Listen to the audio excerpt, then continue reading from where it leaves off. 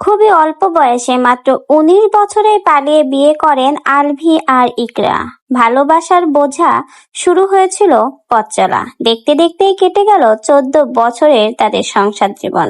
কয়েকদিন আগেও দুজনে একসাথে হাসি মুখে জন্মদিন উদযাপন করেছিল। সেই ছবিগুলো এখনো সকলের চোখে ভাসে। ফেসবুকে ভরা ছিল তাদের সুখের মুহূর্ত। কিন্তু সত্যটা হলো, আমরা সোশ্যাল মিডিয়াতে মানুষকে যতটা হাসি খুশি দেখি, ভেতরে ভেতরে মানুষ কি আসলে ততটা হাসি খুশি?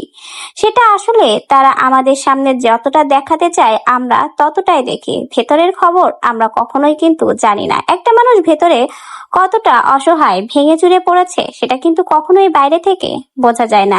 ভেতরের কান্না, অশান্তি, ভাঙচুর, সেগুলো ক্যামেরার সামনে কখনোই আসে না। আলভির নাটক অনেকেরই খুব পছন্দ, আবার অনেকেই পছন্দ করে না। তবে তাদের স্বামী স্ত্রীর এই বোঝাপড়া, তাদের বাচ্চাদের সুন্দর মুহূর্তের ছবি, সেটা কিন্তু সোশ্যাল মিডিয়ার কম বেশি সকলেই পছন্দ করে।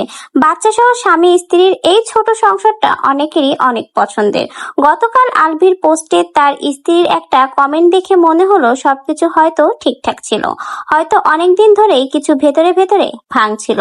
একবার ভাবুন, দুজন মানুষ ভালোবেসে বিয়ে করেছে, ১৪ বছর একসাথে বড় একটা দাম্পত্য জীবন কাটিয়েছে, হাজারো স্মৃতি, সন্তান, হাসি কান্না নিয়ে তাদের সংসার ছিল। তারপর এক সময় কষ্টের দায় বুকে নিয়ে একজন দুনিয়া ছেড়ে বিদায় নিল। জীবন আসলেই ফেসবুকের ফিল্টার নয়।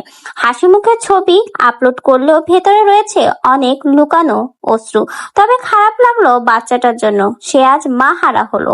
হয়তো আলভি নতুন করে আবারও বিয়ে করবে, নতুন করে আবারও দাম্পত্য জীবন শুরু করবে, কিন্তু এই ছোট্ট বাচ্চাটা আর কখনোই তার মাকে ফিরে পাবে না। আজকে সে মা হারা হলো।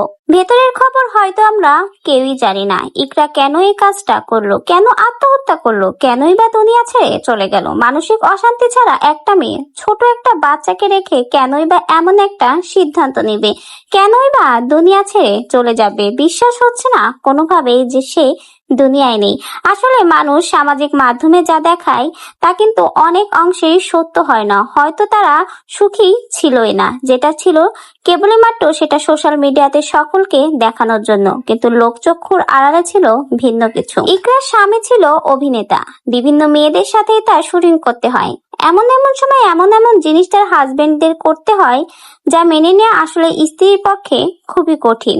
তারা ভালোবেসে বিয়ে করেছিল, ছেলে সন্তান হয়েছে তাদের। স্বামীর কথা চিন্তা না করেও যদি একবার সন্তানের মুখের দিকে তাকিয়ে তার কথা চিন্তা করেও এমন একটা ডিসিশন না নিত, তাহলে হয়তো বা এই ছোট্ট বাচ্চাটা আজ মা হারা হতো না। আসলে এই ঘটনাটা খুবই হৃদয় বিদারক।